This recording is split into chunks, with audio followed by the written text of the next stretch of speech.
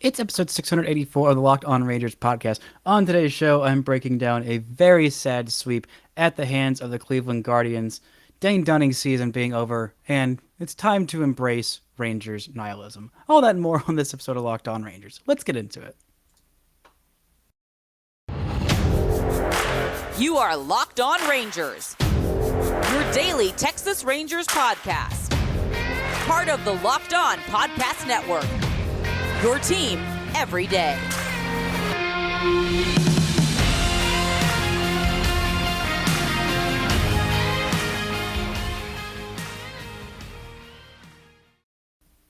You are locked onto the Texas Rangers. I'm Bryce Patrick, a cripplingly addicted Texas Rangers fan since 2010, the founder and host for all 4 seasons of this Locked On Rangers podcast. Today is Monday, September 26th, and after a 3-game sweep at the hands of Cleveland, your Rangers are 65 and 87. Thank you all so much for making Locked On Rangers your first listen every single day. If you're not already, you can follow me on Twitter at Bryce Patrick. You can follow the show at Locked On Rangers and subscribe on YouTube, where the best way you can help grow the show is to comment any single thing below. Now, let's wait and put off the worst news of the weekend. Let's just start with the 3-game sweep. There will be some happy stuff, and that will be on tomorrow's episode. This is the final off day of the season. The Rangers have 10 games remaining. They will do that in a 9-day stretch with 3 games against Seattle, then 3 games against Anaheim. Of course, the final week is filled with 2 different series that are both West Coast road trips, because why not end it with depriving yourself of sleep, watching this really, honestly, just staggeringly bad team right now limp across the finish line. If you want to do that to yourself like I do, then I think we both have some issues here. But Texas was swept in this 3-game series. They actually had a chance to win in pretty much all these games until the final one. They just got curb stomped in the Sunday finale. But the other 2 games were definitely winnable, and they were solid starts by the 2 starting pitchers on those days. Jon Gray finally looked like he is back to mostly full health. He threw 87 pitches in this one. Didn't have his strikeout stuff, but he was still very, very effective in a 6-3 loss on Friday night. Everything really went off the rails when Taylor Hearn came in the 6th inning and just got absolutely obliterated by this Cleveland offense. He only got 1 out, and even though he didn't walk anybody, he just allowed hit after hit after hit after hit after hit. Allowed 6 hits, 5 runs, all of them earned in his 1/3 of an inning of work. Jesus Tinoco was able to come on and work an inning and 2/3 of perfect baseball, but still, a lot of those runs were able to score, and the Rangers were pretty much out of it at that point. I mean, this Cleveland pitching staff, from top to bottom, is just, it's so darn good. It's so darn effective, and the Rangers offense isn't exactly in the best way right now. They're just not. And when you've got a guy like Emmanuel Clase, who would have been nice if the Rangers could have had somebody like that, a guy who throws 101-mile-an-hour cutters. That would have been nice. That would have been nice to have that, but the Rangers don't. But they had to go and face this guy who finished off 2 of the 3 games against this Rangers squad. The 2 that the Rangers probably should have won in back-to-back games. The Rangers had a 2-1 lead heading into that 6th inning where everything just went to crap. Offensively, there was not a whole lot going on there for the Rangers. Not a whole lot of extra base hits. Just 1 double by Adolis Garcia, his 31st of the year. Corey Seager had a multi-hit game. Marcus Semien failed to reach base, and Nathaniel Lowe had 1 hit and 3 strikeouts in his 1-for-5 performance. But we did get the first walk of Josh Young's major league career. He did have an 0-for on the day, but he got his first walk, and now he is happy to have that monkey off of his back, but 0-for-4 with strikeout. But it's about time. He had a couple opportunities that I probably should have had at least one by now, but some less than generous calls against the rookie in his first season just didn't go his way. And you know what? It happens.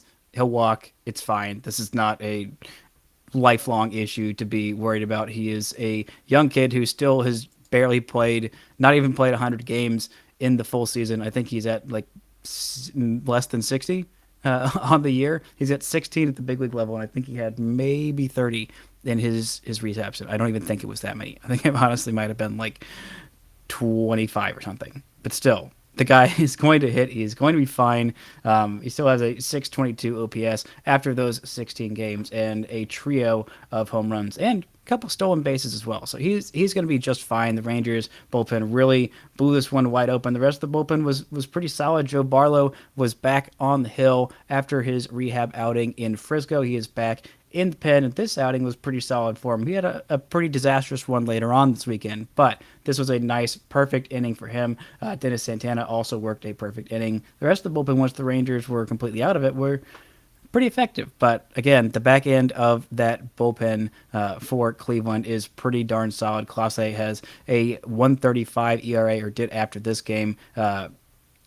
Karinchak has a 1.57 ERA, who did the eighth inning, and Henches has a 2.45 ERA, and he was able to work an inning in a third of scoreless baseball against this Rangers team, and they just were not able to come back in this one. Not great, but you know what? It's fine. Brush it off. You got 2 more games in this series to look back and see, all right, let's see if we can go get something out of it. Well, the Rangers took a 1-0 lead in the third inning of the Saturday game. A really solid start for Glenn Otto, one of his better ones on the season. He went 5 2/3 innings in this one. I feel like he probably could have gotten that last batter, but I'm not going to complain because there were some runners on. They brought in Brock Burke, and I'm not really going to complain about Brock Burke being brought in, except this was the rare Brock Burke bad outing. Went 2 1/3 innings, 2 runs, both of which were earned, and a pair of walks, including a home run, which he is not allowed a whole lot of on the year. This was not a great outing from Burke. His ERA is ballooned all the way up to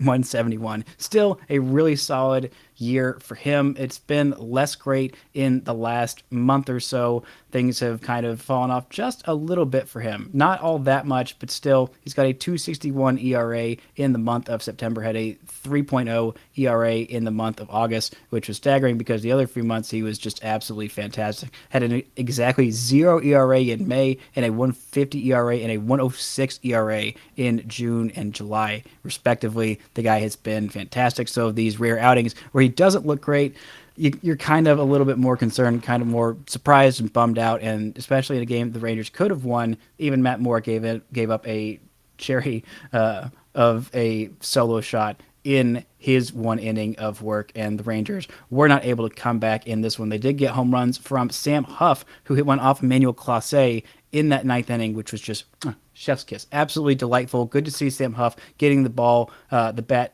to the ball and hitting baseballs really, really far. That's what he's good at. A 2-for-4 day for him, including that solo shot. Marcus Semien had his 24th home run of the season off of Cal Quantrill, and Corey Seager got a double off of Quantrill as well. The Rangers weren't able to drive Corey Seager in on his double, but still, decently solid day for the Rangers overall. 0-for-3 day for Nathaniel Lowe, who did work a walk, but a pair of strikeouts. Lowe has been, well, not great in the last 7 games or so, especially to the standard that he had set. I mean, him hitting just 800 for a whole month is a lot to ask, but we're going to look at his recent downturn, Corey Seager kind of turning it back around, and some bad news about Dane Dunning. But first, this episode is brought to you by LinkedIn.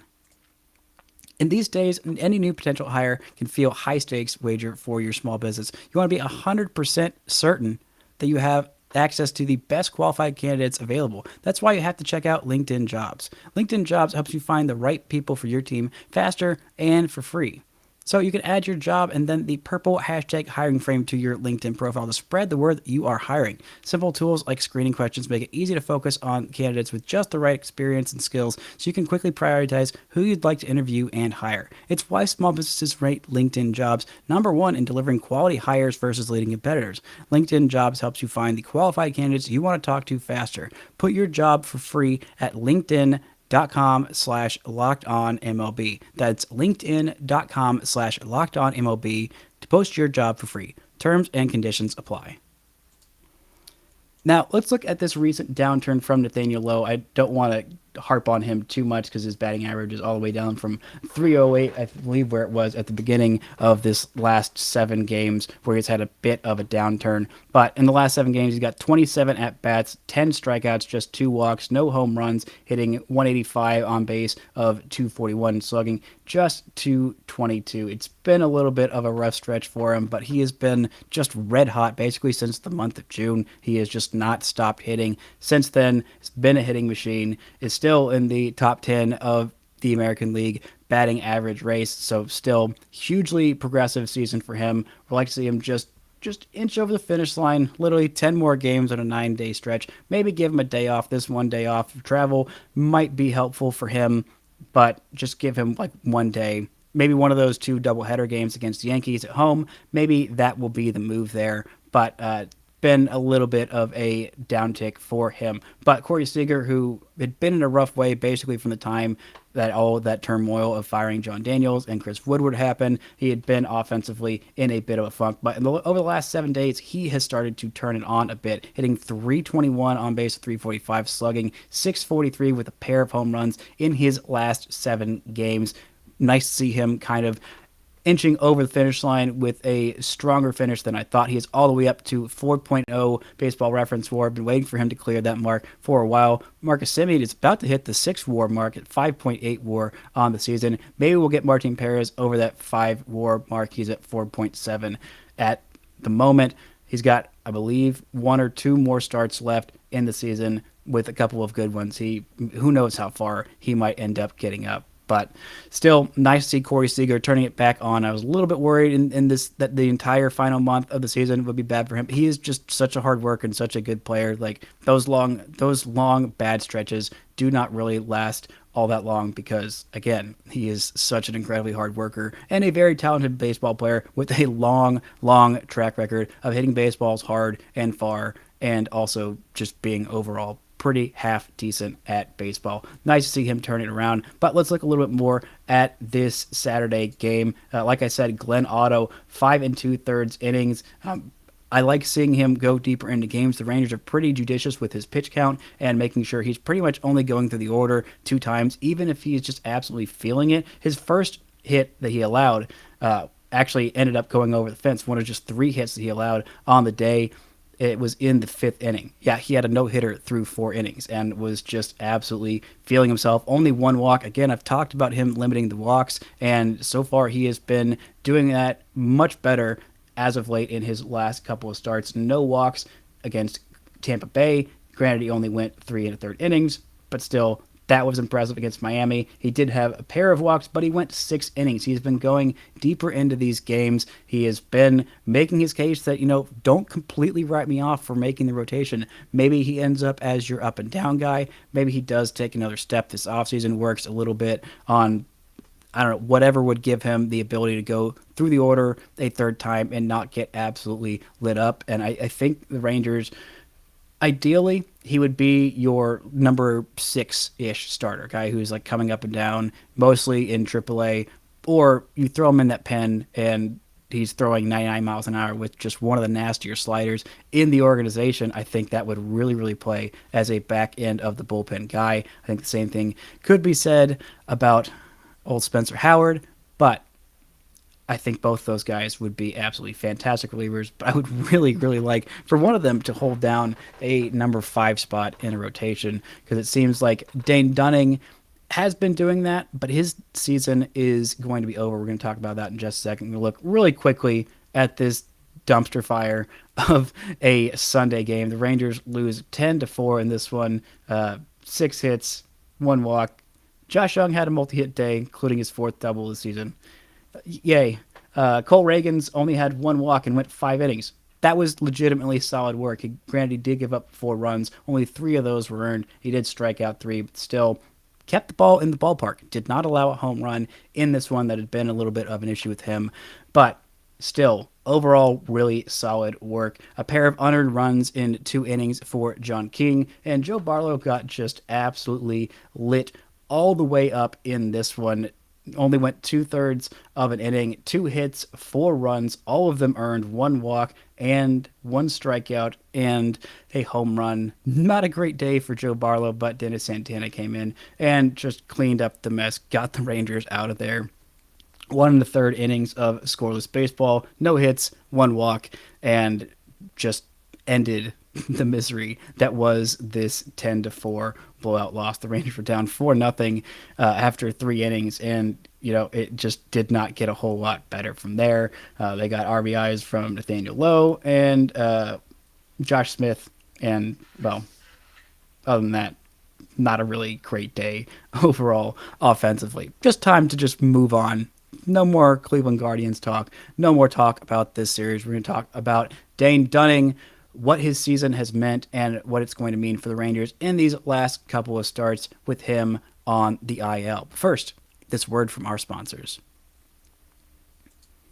Now we are officially through 2 seasons of Dane Dunning in the big leagues. Let's look at what he has done with the Rangers this year, with the reins let go, the whatever protective barriers, the training wheels taken off of Dane Dunning. Last year he had a little bit of those on because he had Tommy John surgery, that he only pitched a few innings in 2020, was still kind of recovering from that, getting back to his full workload. He is a big dude, so he is a guy you think can take a pretty large workload. At 6'4", 225 pounds, but he is going to have surgery today, Monday, on his right hip. It will end his season, but he should be ready for spring training. This is something he's been working through for a month, and it's impressive that he was able to go a month while dealing with this and still pitch fairly effectively while dealing with this issue. That is one of the things that I have liked about Dane Dunning. He's been consistent. He has started a lot of games. He has not missed a lot of times. He had that stretch right around the All-Star break where he was missing time, missed a couple of starts, but it was kind of, not that an injury can ever be well-timed, but if you had to miss a couple of weeks, with the All-Star break being in the middle of that, it's fewer games that he was missing, made sure to get himself back and get right. This year, he had 29 starts. Last year, he had 27 games. 25 of those were starts. All of them were pretty much starts. I think he had an opener in a couple of those. Maybe he had a couple out of the bullpen at the end that I don't remember. But last year he pitched 117.2 innings. This year made it over that 150 inning mark. That is what you're looking for from your number 4 or 5 starter. He was the number 3 starter this year, which again was the entire problem with rotation. Nothing wrong with Dane Dunning being a big leaguer. He is a big leaguer. He is a solid contributor. But if he is your number 3 starter, you probably need at least 1, probably 2 better starters. He had a better ERA this year. Last year was at 4.51. This year at 4.46. 153 innings this year, 137 strikeouts. Also a career high for him. The ERA plus, although, was a little bit lower this year. His ERA plus last year, meaning compared to everybody else, was 98, where 100 is average. This year it was all the way down to 90. The fielding and independent pitching was a little bit higher this year. His home runs, 0.2 homers per 9 higher. The walks, 0.3 walks per 9 higher. And the strikeouts, 0.7 strikeouts per 9 fewer than last year. But still, overall, pretty solid year for him, about what you're expecting out of your number 5 starter. Those 150 innings, again, were absolutely massive because Cole Ragans wasn't ready to come up until the very end of the year. Even then, he was hurt a little bit. Glenn Otto was inconsistent this year, but still did his best to give the Rangers as many innings as he could. Now the Rangers have 10 games left in 9 days. I think they're going to have at least 2 bullpen games. They've just got to. They've just got to have at least 2 bullpen games, unless they're going to call, I don't know, Zach Kent up. That seems like pretty much the only guy who is in AAA right now who might be able to get you through the order a couple of times. Maybe just one time is all they're gonna ask for a guy who gets to be like an emergency call-up. I mean, Colby Allard is technically an option, but they still have some time left in their season. I don't believe that Round Rock is going to the playoffs. They might be there. They might be going to the playoffs, but I don't think they have that much longer in their season. By the way, Frisco is in the playoffs. I'll talk more about that game on Tuesday's episode. The Rough Riders absolutely shellacked in that game one. We'll get into a little bit more of that offense of some of those prospects absolutely crushing it.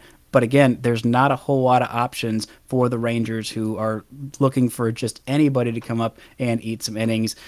Granted, you can have your bullpen days, but 10 games in 9 days and a road trip from West Coast back to their home for the final 4 games is going to be pretty rough, and I just really don't know exactly what they're going to do. Again, I did talk on, I believe, Friday's show about an improved outing from Cole Winn. Still, it's still been a really rough year. Even with that improved outing, he's not going to be called up. They are not going to do that to him, because even though it's been a little rough. By the way, I want to talk about what Zach Kent has done so far at AAA. 5 outings, 5 starts, 27 innings, 23 strikeouts, 13 walks is going to be an issue. That is going to be an issue at the big league level. But he has a 1.67 ERA. He has those 2 fastballs, the 4-seamer and the 2-seamer. He's got the slider as his primary pitch and a changeup as well as a curveball. Legitimate 5-pitch pitcher. Those fastballs look exactly identical, but one of them has some natural cut on it. The 4-seamer will run arms or glove side, and the 2-seamer will run a whole lot arm side. So both those look like the exact same pitch right until you're about to start to swing at them, and they both move in opposite directions. And that slider is still a really darn good pitch. I was probably a little bit too hasty to advocate for moving him to the bullpen, but I know they talked about this on the Rangers on Deck podcast, really great Rangers podcast, about him maybe being a guy kind of like Brock Burke, of going 3 innings or so and being more of a swing starter.